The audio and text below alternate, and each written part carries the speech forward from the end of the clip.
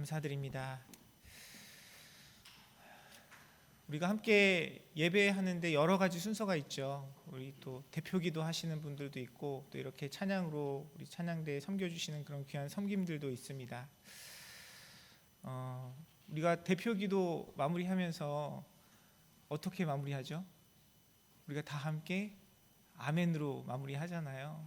그 아멘으로 화답하는 이유는 대표 기도하신 분의 기도의 고백이 우리 믿음의 공동체, 우리 모두의 고백입니다라는 그 믿음의 고백이겠죠. 저는 찬양도 마찬가지라고 생각합니다. 우리 찬양대에 이렇게 귀하게 섬겨주셨는데 우리 찬양의 마무리가 뭘로 마무리돼야 되겠습니까? 아멘.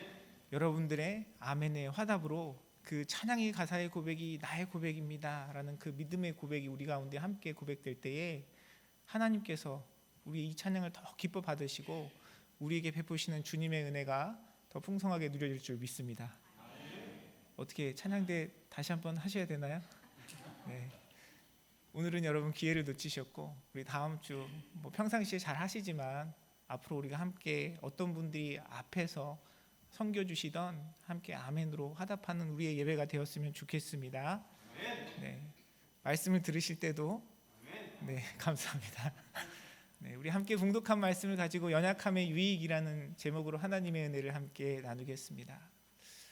여러분이 고백하시는 하나님은 어떤 하나님이십니까?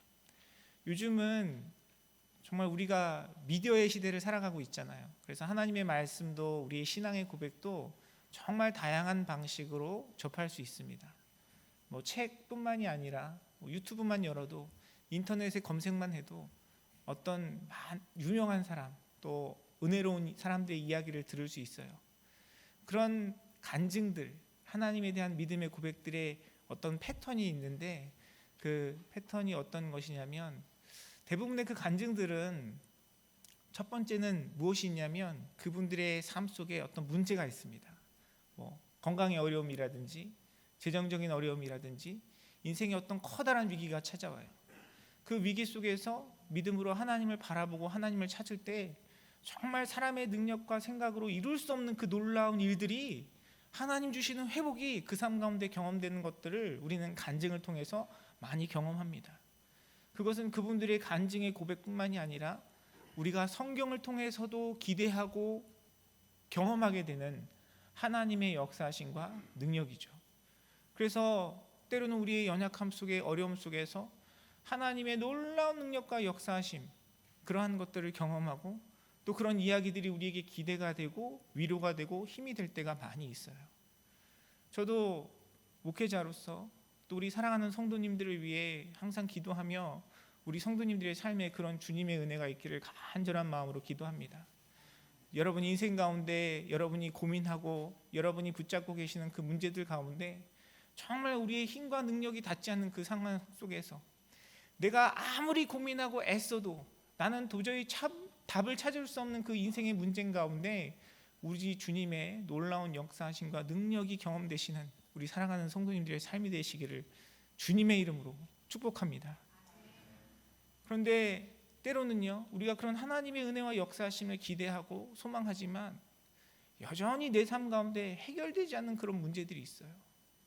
오랜 시간 주님 앞에 매달리고 기도하고 간절한 마음으로 하나님께서 행하실 것을 믿고 감사함으로 선포하고 찬양하며 하나님께 영광 올려드리며 기도하지만 여전히 내 삶 가운데 하나님이 침묵하시는 것 같고 반응하지 아니하시는 것 같고 역사하지 아니하시는 것 같은 그런 상황, 그런 일들이 우리 안에 여전히 남겨져 있습니다. 내가 벗어나고 싶어하는 그 연약함 속에서 왜 하나님은 응답하고 하나님의 능력을 나에게 행하지 아니하시는지 처음에는 기도와 간절함으로 간구함으로 시작했다가 때로는 실망과 절망과 포기로 더 나아가서 무관심으로 방치로 나아가는 우리의 많은 연약함들이 있어요. 그런데 오늘 말씀해 보니까 우리가 경험하는 그런 실망감, 그런 좌절감이 저와 여러분의 삶에만 있는 것이 아니라 또 하나님께서 말씀 가운데 기록하신 바울의 인생 가운데도 있다는 것을 성경을 통해서 우리가 확인할 수 있습니다. 여러분 오늘 말씀에 등장하는 바울은 어떤 사람입니까? 여러분 바울의 인생은 어떤 삶이었죠? 여러분 잘 아시는 것처럼 정말 바울은 하나님의 능력을 입은 사람이었습니다. 그가 기도할 때 안진뱅이가 일어났고요. 병에 든 사람들이 회복을 경험했고, 바울이 기도할 때 귀신 들린 사람이 떠나갔고요. 바울이 옥에 갇혔을 때 하나님께서 땅을 진동하셔서 옥문을 여시고 하나님의 능력과 역사하심을 나타내셨습니다. 뿐만 아니라 바울은요, 정말 예수님이 하셨듯이 죽은 자를 살리는 그 놀라운 능력을 행했던 사람이 바로 바울입니다. 뿐만 아니라 하나님께서 부르신 그 사명 가운데 정말 자기 목숨을 아끼지 않고 수많은 고초와 고난과 또 어려움 가운데 자신의 삶을 내어드리고 하나님께 헌신했던 사람이 바로 바울이에요. 여러분, 그 바울의 삶 가운데 하나님께서 많은 능력을 행하셨는데, 오늘 본문에 보니까 바울의 그 자신의 연약함, 그 문제 가운데 하나님께서 바울의 기대와 달리 다른 방식으로 응답하시고 역사하신 것을 말씀은 기록하고 있습니다. 여러분은 어떠세요? 제가 우리 성도님들 한 분 한 분 떠올리며 기도할 때마다 참 감사한 마음이 들어요. 그분들의 삶 가운데 믿음으로 살아가려고 발버둥 치시고 말씀 가운데 정말 주님의 신앙으로 살아가려고 하시는 애쓰시는 모습을 볼 때 목회자지만 참 개인적으로 위로가 되고 감동이 되고 도전이 되는 순간들이 많이 있습니다. 그런데 그럼에도 불구하고 간절한 마음으로 기도하지만 여전히 풀리지 않는 우리 성도님들의 삶의 문제를 보면서 가끔 제가 고민이 될 때가 있어요. 제가 절망하고 제가 실망에 빠질 때가 있습니다. 아니 하나님, 우리 저 집사님, 저 장모님, 저 권사님의 삶 정도면 하나님 좀 저 문제는 좀 풀어주셔야 되는 거 아닙니까? 하나님 이렇게 주님의 은혜를 붙들고 믿음으로 살아가려고 발버둥치고 애쓰고 있는데 하나님 저 문제만 좀 해결해 주시면, 저 상황 가운데 저것만 좀 해결해 주시면 더욱더 신실하게 주님 앞에 아름답게 살아갈 수 있을 것 같은데 하나님 왜 여전히 그 문제 가운데 그것을 놓아두십니까? 라고 기도하며 간구할 때가 종종 있습니다. 여러분은 어떠세요? 여러분은 여러분의 삶 가운데 그런 주님 앞에 내어놓고 간절히 기도하고 또 그것을 붙들고 있는, 여러분의 삶을 울매고 있는 그런 연약함들이 있지는 않으십니까?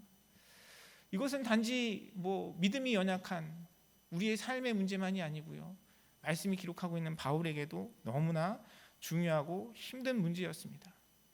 성경이 정확하게 그 문제가 무엇이었는지 이야기하고 있지 않지만 사울은 그것이 사탄이 준 가시라고 표현하고 있어요.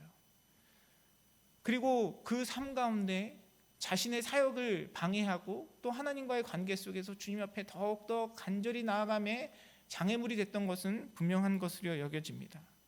자신의 명예도 세상적인 지위도 물질도 다 내려놓고 주님을 쫓았던 바울이 무엇 때문에 이렇게 하나님께 간절한 마음으로 나아갔겠습니까? 적어도 말씀이 우리에게 분명하게 설명하고 있지 않지만 바울의 인생에 있어서 이 문제가 굉장히 심각하고 중요한 것으로 여겨지고 바울도 그 가운데서 자신의 연약함을 느끼며 이 문제 가운데 부정적인 생각을 가지고 있었다는 것을 우리는 생각해 볼 수 있어요. 우리는 이러한 연약함, 내 삶 속에서 내가 내 마음을 뺏기고 우리가 집중할 수밖에 없는 그 연약함 가운데 우리는 많은 방식으로 표현을 합니다. 그것을 대하죠. 우리에게 그런 거부감들, 우리 가운데 있는 우리 인간의 방식들이 그 안에 있어요. 여러분들은 여러분의 연약함을 어떻게 다루고 계십니까? 그 연약함 가운데 어떤 감정들을 느끼고 계세요? 사람들은 자신에게 내가 집중하고 내가 영향을 받고 있는 나의 모든 생각과 판단, 나의 감정을 지배하고 있는 그 연약함 가운데 부끄러움을 느낍니다. 수치감을 느껴요. 그래서 그것을 감추고 싶어 합니다. 이야기하고 싶어 하지 않아요. 어떤 분들은 여러 가지 삶의 관계를 맺어가면서 대화를 하다가 가족 이야기만 나오면 입을 닫으시는 분들이 있어요. 내가 살아왔던 삶의 환경들, 나를 양육해 주셨던 부모님이 그냥 일반적으로 우리가 이야기하는 감사와 기쁨의 고백을 할 수 없는 그런 환경 속에서 나를 양육하셨던 그런 분들에게는 가족 이야기만 나오면 입을 다물게 됩니다. 우리가 TV나 뉴스에서 보는, 영화에서나 보는 그런 범죄자가 나의 가족일 수도 있고요.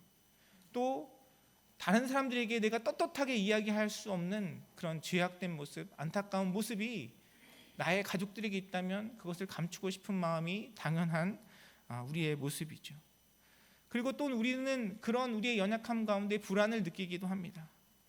그것 때문에 불완전한 우리의 감정과 생각으로 우리가 초조해하고요. 또 우리의 인생을 바라보는 세상의 시각이 항상 부정적일 수밖에 없어요. 이런 일이 일어나면 어떡하지? 이 일이 잘못되면 어떡하지? 사업에 큰 실패를 경험하신 분들은 어떤 일을 결정하거나 선택함에 있어서 더 주저할 수밖에 없습니다. 이번에도 잘못되면 어떡하지?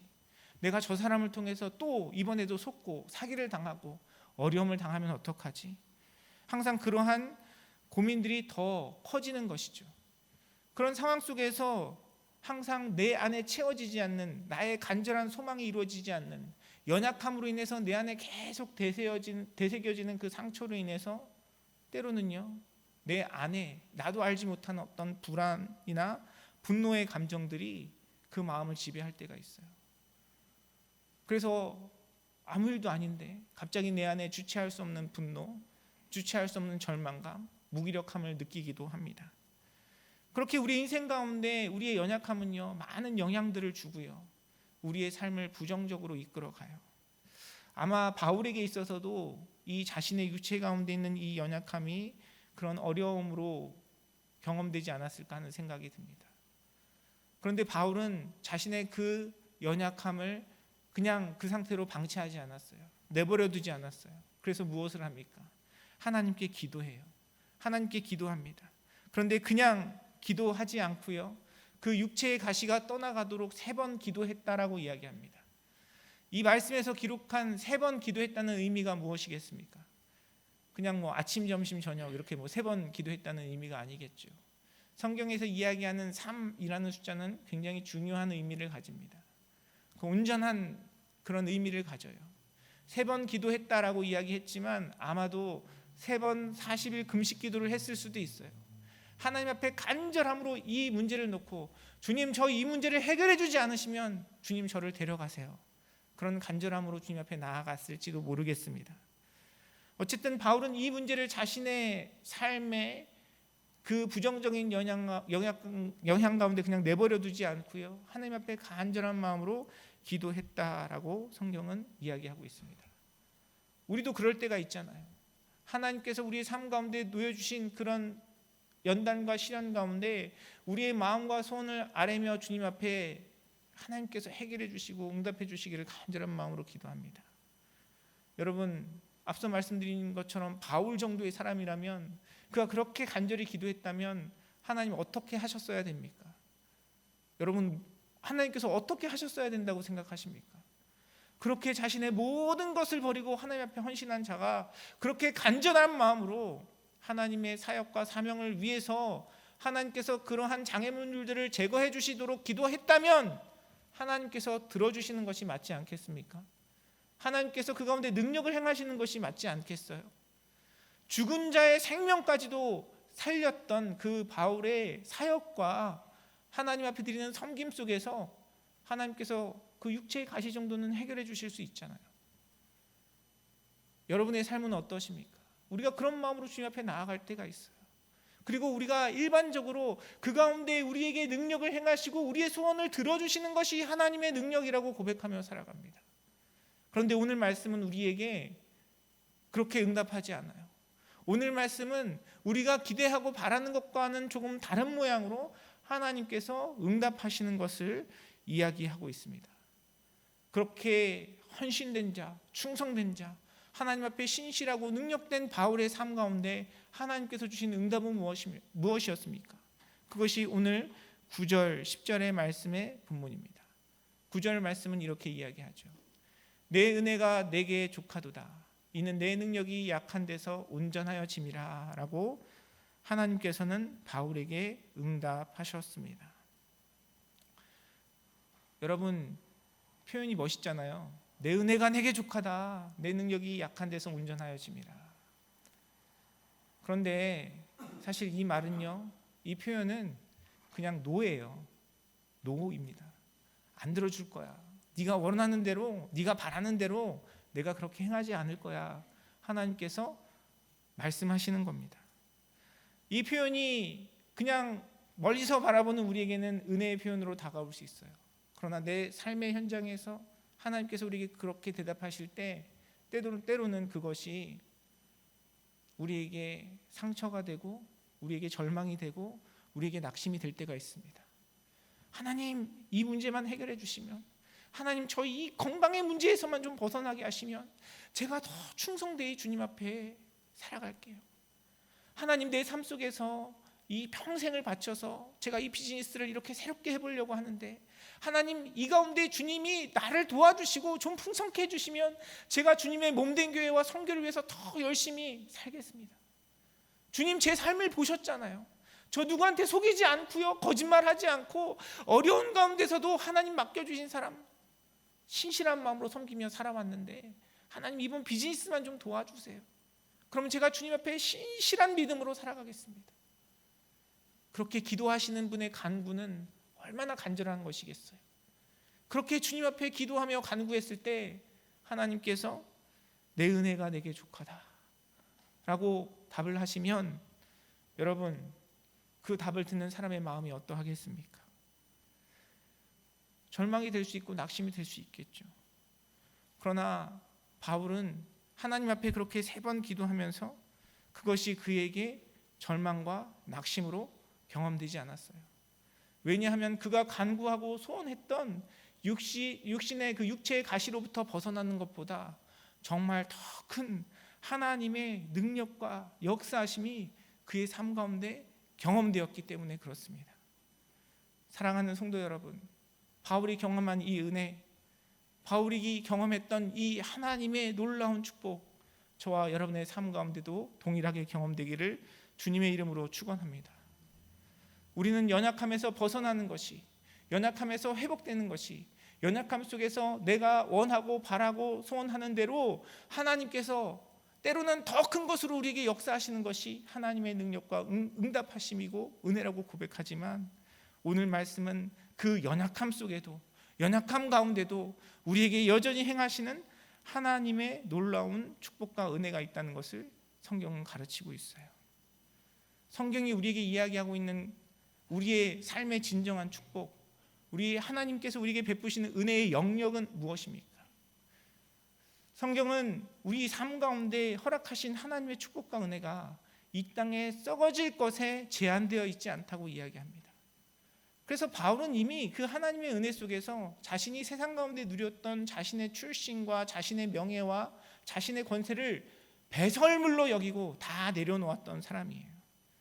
그리고 그 가운데서도 그렇게 헌신된 삶을 살았지만, 우리가 읽지 않았지만 고린도후서 12장 앞부분에 보면요, 바울은 이 일을 통해서 무엇을 깨닫냐면 자신의 자만을 깨닫습니다. 하나님의 능력과 역사하심 속에서 하나님께서 그의 삶을 놀랍게 사용하시고 인도하셨지만, 그 가운데 자신의 마음이 높아진 자만을 깨닫고 그 자만에 버려두지 아니하시기 위해서 하나님께서 자신의 육체 가운데 두셨다는 것을 깨닫게 되죠. 우리에게 은혜는 무엇입니까? 이것이 은혜예요. 내가 예수 그리스도의 성품과 은혜의 성령의 역사하심 속에서 주님을 닮아가는 것이 은혜입니다. 이 세상 속에서 내가 원하고 바라고 내가 취하고자 하는 이 세상 속에 나의 욕구를 채워가는 것이 하나님의 은혜가 아니라, 하나님 앞에 내가 교만한 자임을 깨닫고 내가 주님 앞에 죄인임을 깨닫고 나의 구원자이신 예수 그리스도를 믿는 믿음 안에 서는 것이 우리에게 하나님께서 베푸시는 진정한 은혜인 줄 믿습니다. 사랑하는 성도 여러분, 하나님께서 여러분의 삶 가운데 놓아주신 그 연약함 속에서, 그 연약함으로 인하여 내가 부끄러움을 느끼거나 그것을 감추려고 하거나 그 가운데 불안해하거나 그것으로 인해서 자기 자신을 폄하하고 자기 자신을 원망하고 살아가는 것이 아니라, 하나님께서 그 가운데 베푸시는 은혜를 경험하시는 사랑하는 성도님들의 삶이 되시기를 주님의 이름으로 축원합니다. 여러분, 살아가다가 제일 불쌍하고 안타까운 게 무엇입니까? 자기 자신을 모르는 거예요. 자기 자신을 모르는 거예요. 나의 이 높아진 마음, 이 나의 죄악된 마음, 나의 이 이기적인 마음, 그거 깨닫지 못하고요, 내가 행한 어떤 작은 호의, 그걸로 자신을 포장해서요, 나는 굉장히 의롭고 선한 사람이라고 착각하고 있다는 것, 그것이 우리에게 가장 큰 절망이고 슬픈 일이 아니겠습니까? 바울은 자신의 육신의 가시의 회복보다 하나님 앞에 자신이 자만한 존재라는 사실을 깨닫고 겸손의 대로 나아간 것이 하나님께서 베푸신 은혜이고, 이미 그것이 자신의 삶 가운데 역사하고 계시는 하나님의 능력이라고 고백하고 있는 거예요. 저와 여러분의 삶 속에 하나님께서 베푸시는 그 놀라운 축복과 은혜가 온전히 경험되어지기를 간절히 소원합니다. 우리는 우리 인생 가운데 찾아오는 하나님께서 허락하신 그 연약함 속에서 나에게 주시는 하나님의 메시지가 무엇인지 깨달아야 돼요. 그것이 때로는 교만일 수 있고요, 우리의 이기적인 마음일 수 있고, 무엇에 대한 우리의 욕망과 욕심일 수 있어요.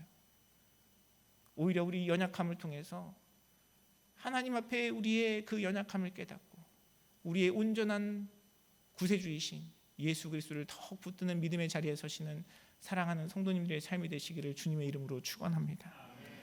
또한 말씀은 우리에게 무엇이라고 이야기합니까?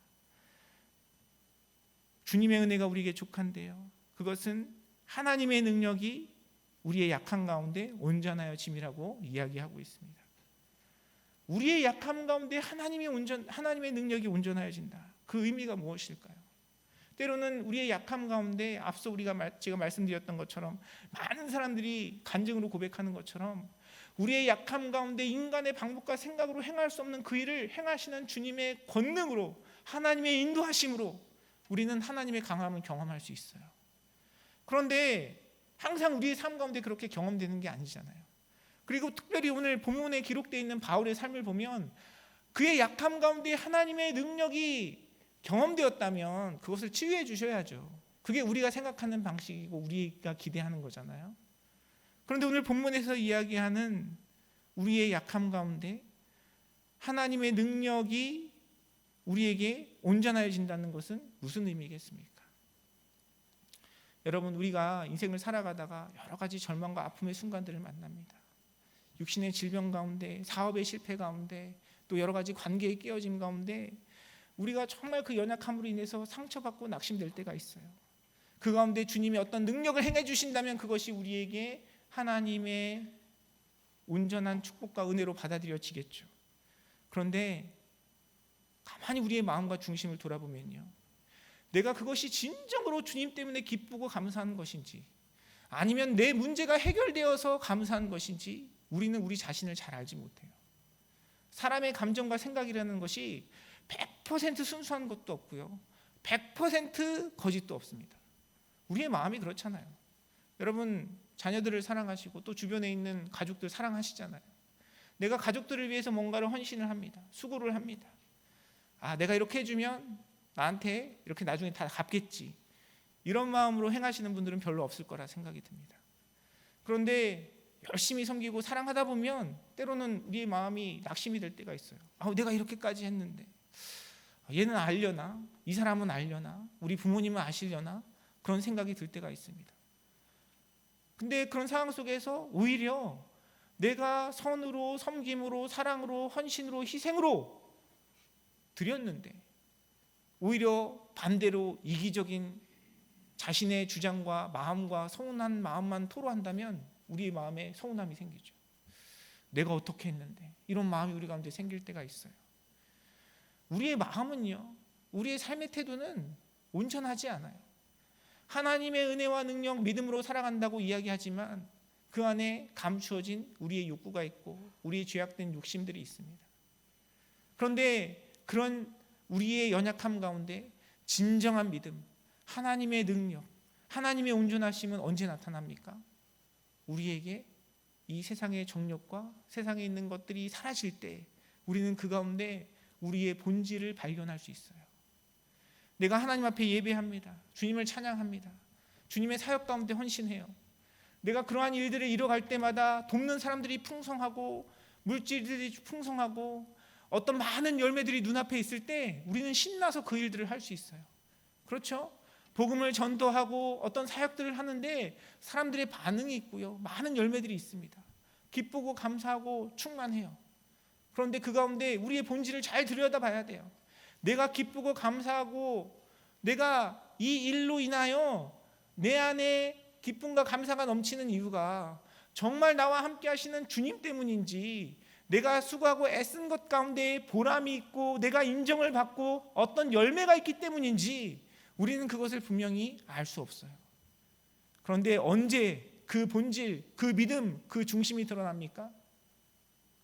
아무도 반응하지 않고 오히려 헌신하고 수고하면 수고할수록 더 어려움과 고난과 비난과 책망이 찾아올 때 정말 내가 그것을 믿음으로 사랑으로 하는지 아니면 그 다른 것들 때문에 그것에 열중하는지 우리가 알 수 있어요.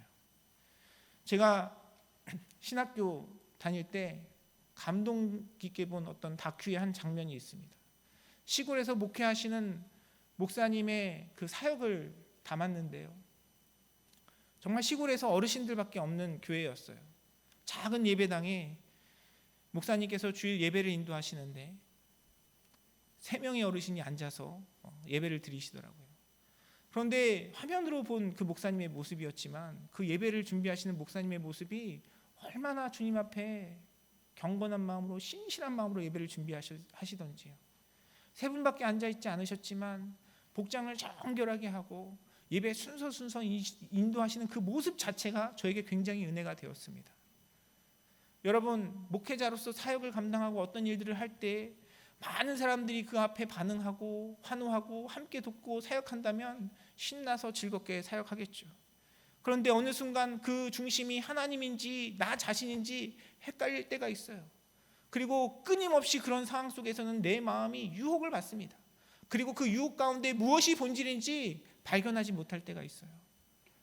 그런데 사람들의 반응이 없고 열매가 없고 아무도 알아주지 않는 그 상황 속에서 그 자리를 지키는 것, 그분의 섬김, 그 마음의 중심은 무엇이겠습니까? 하나님이 주신 그 사명과 은혜가 아니라면 어떻게 그 자리를 지킬 수 있겠어요? 오히려 우리의 연약함 속에서 하나님 베푸시는 축복과 은혜가 우리의 삶 가운데 나타나는 것입니다. 우리의 믿음의 삶의 모습들을 돌아봐도 많이 마찬가지입니다. 누군가는 하나님께서 베푸신 능력과 은혜로 하나님께서 나에게 이런 물질의 축복을 주시고 강건함의 축복을 주셨다라고 이야기를 해요. 그런데 안타까운 이야기들이 동시에 들려와요. 어떤 분의 삶 가운데 열심히 믿음으로 살아가다가 비즈니스가 어려워지니까, 육신의 어려움을 경험하니까 하나님을 떠나는 사람들의 모습들의 이야기가 들려옵니다. 무엇인가가 잘 되고 풍성할 때는 무엇이 본질인지 우리가 잘 알지 못해요. 그러나 우리의 연약함 속에서 고백되어지는 그 고백이 하나님 앞에 드려지는 우리의 진실한 고백이고, 우리의 중심을 바라보시고 우리의 영혼을 바라보시는 하나님 앞에 온전한 모습임을 우리는 우리의 경험과 말씀을 통해 확인할 수 있는 것입니다.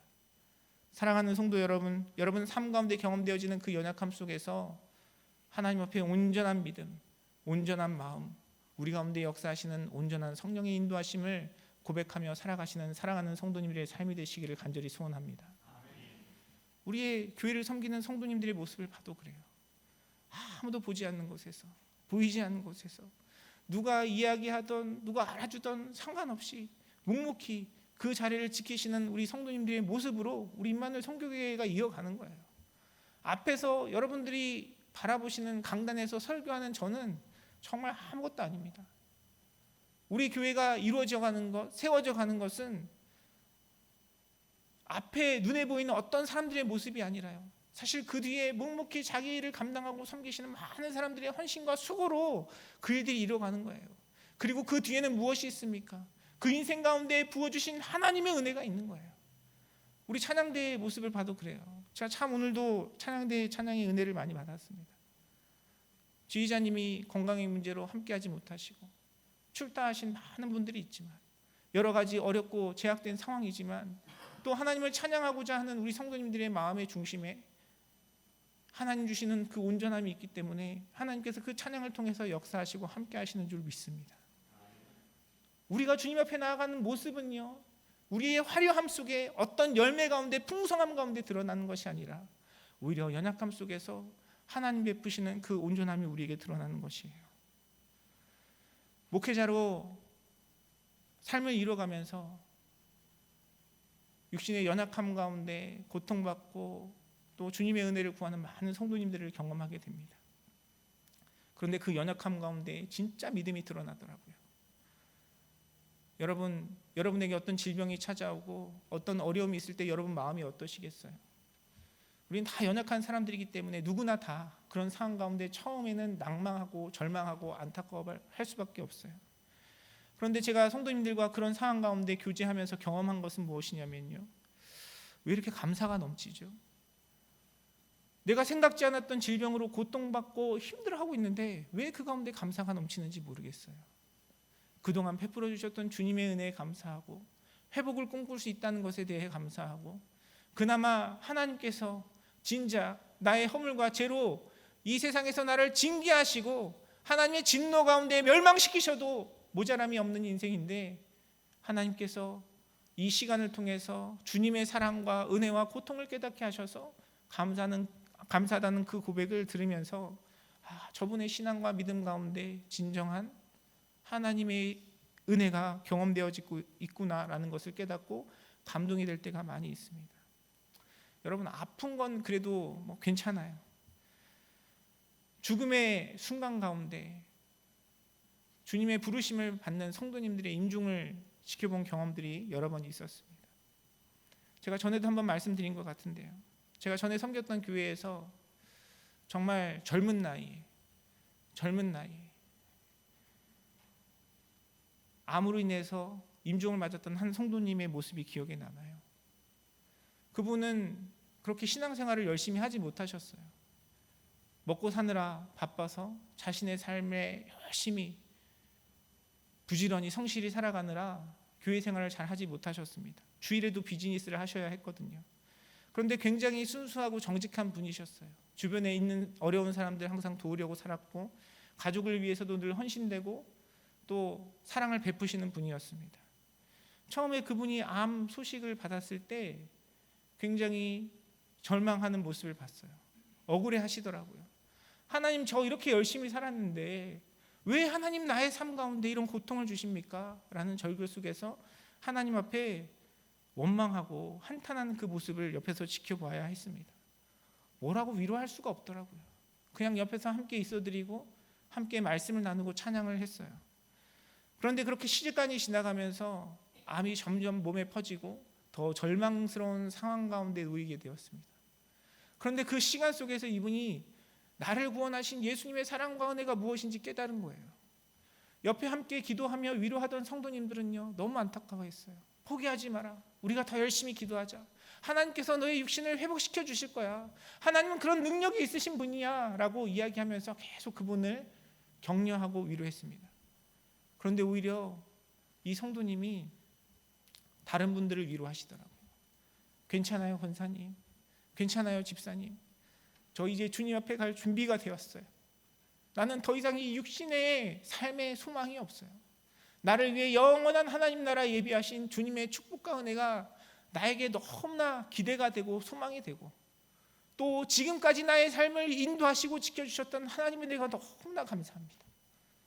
그래서 저는 주님이 이끄시는 대로 허락하시는 그 시간 가운데 하나님의 그 영원한 나라와 소망을 기대하며 기쁨과 감사함으로 제 삶을 채워가겠습니다 라는 믿음의 고백을 하시더라고요.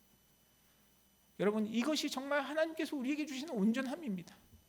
우리가 예배 가운데 기도 가운데 영원한 하나님 나라 천국에 대해서 고백하면서 예수 그리스도의 보혈의 은혜로 죄 씻음을 받은 나의 은혜를 고백하면서 우리가 여전히 이 세상의 육신에 썩어질 것에만 마음을 두고 그 연약함 가운데 내 마음이 뺏겨서 그것 때문에 불안해하고 그것 때문에 두려워하고 그것 때문에 부끄러워한다면, 여러분, 그것이 우리의 참된 믿음이라고 어떻게 이야기할 수 있겠습니까?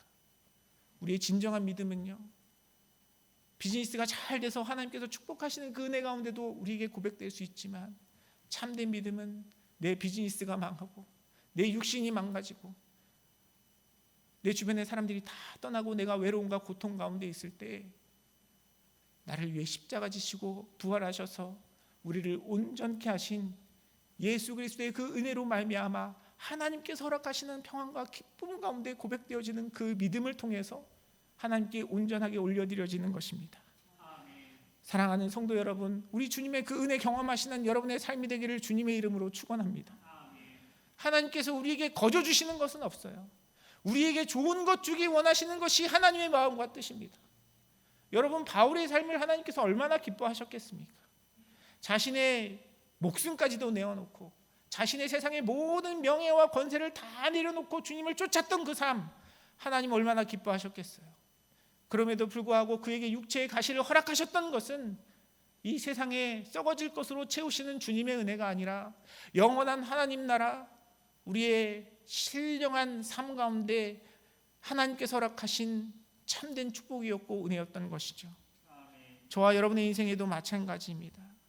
사랑하는 성도 여러분, 주님께서 여러분의 인생 가운데 놓아주신 그 연약함 속에서 세상의 것에 낙심하고 절망하는 것이 아니라 그것을 통해서 더 귀하고 아름다운 것을 허락하시는 우리 주님의 놀라운 은혜를 경험하시는 사랑하는 성도님들의 삶이 되시기를 주님의 이름으로 축원합니다.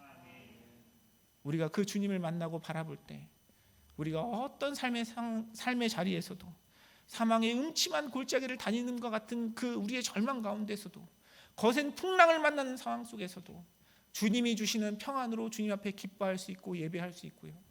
그것을 통하여 더욱더 우리를 온전케 하시고 주님 앞에 귀한 존재로 세워가시는 하나님의 참된 축복과 은혜를 누릴 수 있는 것입니다. 저와 여러분의 삶 속에 우리 믿음의 공동체 가운데 바울에게 허락하셨던 그 은혜, 그 족한 은혜, 그 풍성한 은혜, 우리의 연약함 가운데 더욱더 온전하게 역사하시는 주님의 은혜로 말미암아 하나님께서 허락하신 참된 기쁨과 평안이 충만하시기를 주님의 이름으로 축원합니다. 기도하겠습니다. 사랑의 하나님, 은혜의 감사와 찬양과 영광을 올려드립니다. 주님, 우리의 허물과 죄를 깨끗게 하시고 우리의 영혼